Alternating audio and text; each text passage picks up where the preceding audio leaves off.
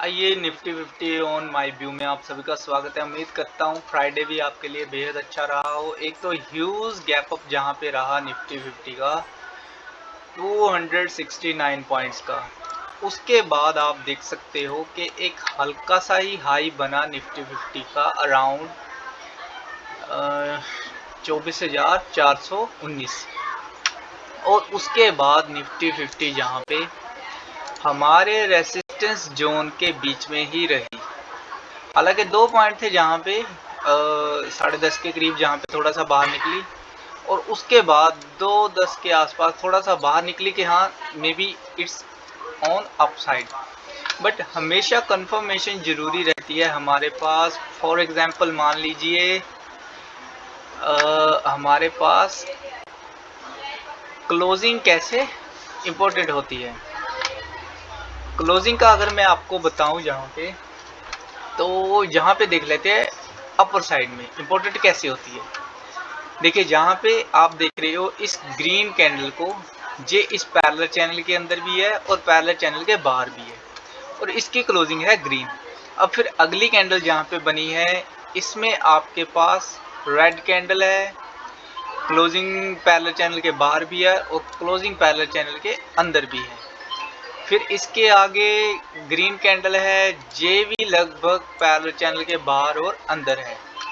यानी कि इससे हम इतना कंफर्म नहीं कर सकते जैसे जहां पे एक ग्रीन कैंडल ने जहां पे कंफर्म किया।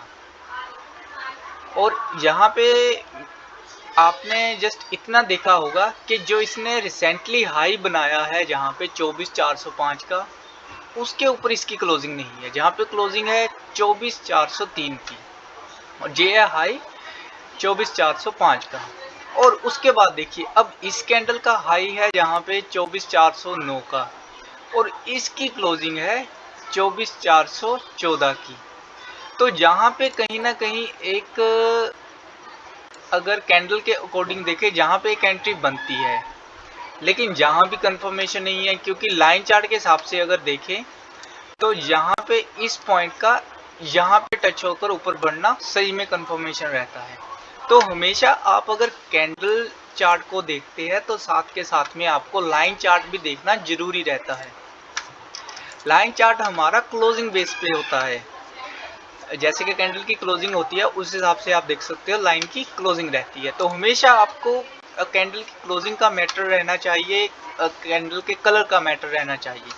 जहाँ भी आप देखिए तो जहाँ पे पहली कैंडल जो है इसके बीच में थी, उसके बाद अगली कैंडल जहाँ पे रेड बनी, लेकिन लाइन चार्ट के हिसाब से भी अगर मैं जहाँ पर देखूँ तो यहाँ पे हमारा रीटेस्ट जहाँ से जैसे बनता है, लेकिन जहाँ पे हुआ क्या कि जहाँ से ये इसके अंदर से क्लोजिंग होकर ऊपर की तरफ बढ़ी है।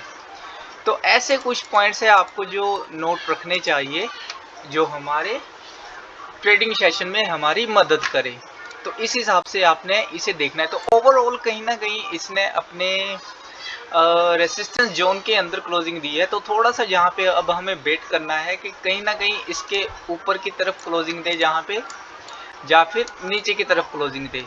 तो इस हिसाब से थोड़ा सा कंफर्मेशन मिलेगा तो हमारा क्लियर डायरेक्शन हमें मिलेगा और उस डायरेक्शन के हिसाब से हमारा नेक्स्ट वीक जहाँ पे स्पेंड रहेगा। जैसे कि मैंने आपको कहा था कि मे बी इस वीक के एंड तक निफ्टी 50 की क्लोजिंग हो सकती है 24,800 के आसपास की।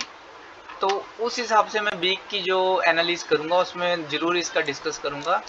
तो ये इंटरडे के अकॉर्डिंग में जहाँ पे, चलो ये तो हमारा रेसिस्टेंस जोन है ही है जहाँ पे, लेकिन साथ में मैं लाइन चार्ट के हिसाब से जहाँ पे जरूर इतनी रेंज को कैप्चर करूँगा इसे एक पैरेलल चैनल के अंदर ऐड करके।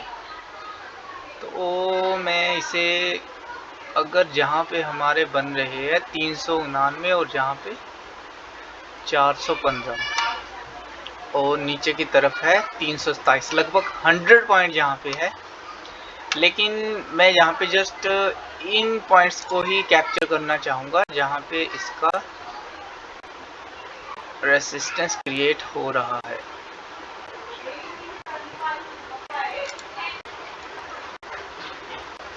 जी, और इसे कर दूंगा मैं लॉक।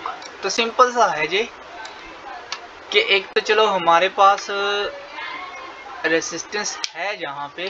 दूसरा मैंने जहाँ पे पैरेलल चैनल लगा रखा है रेंज के अकॉर्डिंग, इसका हाई नहीं देख रहा हूँ मैं, इसका हाई जहाँ पे देख रहा हूँ, और जहाँ पे ऑटोमेटिकली कैंडल के अकॉर्डिंग जहाँ पे बिग के अकॉर्डिंग जहाँ पे अपर साइड जहाँ पे बन चुका है। सबसे पहले तो ये चीज़ जहाँ पे देखूंगा मैं कि इस रेंज के बाद निकलेगी निफ्टी 50, तभी किसी ट्रेड में बढ़ना सही रहेगा। तो इसके बाद हमारे पास अपर रेंज जहाँ पे बनेगी 24,500 से लेकर 24,531 की। तो अगर इस रेंज को निफ्टी 50 तोड़ देती है तो सीधा हमारे पास इसके बाद हमारे पास 750 तक के टारगेट रहेंगे वीक के। तो अगर उससे भी ऊपर रहते हैं वो मैं आपके साथ शेयर करूंगा हमारे वीकली एनालिसिस के अंदर। तो यहाँ पे अब बाय ऑन डिप कहाँ पर बनेगा उसका भी अभी कोई फाइनल नहीं है, तो इसे यहाँ पे कर देता हूँ डिलीट। पुट की एंट्री भी डिलीट कर देते हैं। यहाँ पे प्रीवियस डे लो जो है हमारा रहा है फ्राइडे का हमारे पास 24,311 जी, 24,311 का हमारा फ्राइडे का लो रहा है जी। और इसके बाद हमारे पास हाई है हमारे पास 24,419 का।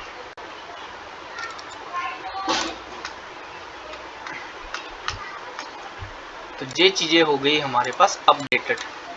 तो मंडे को मेरा ट्रेडिंग डे है जो रहेगा 151 12 अगस्त 2024 के लिए। ये एनालिसिस रहेगा मेरा वैलिड। तो ओके दोस्तों, थैंक यू।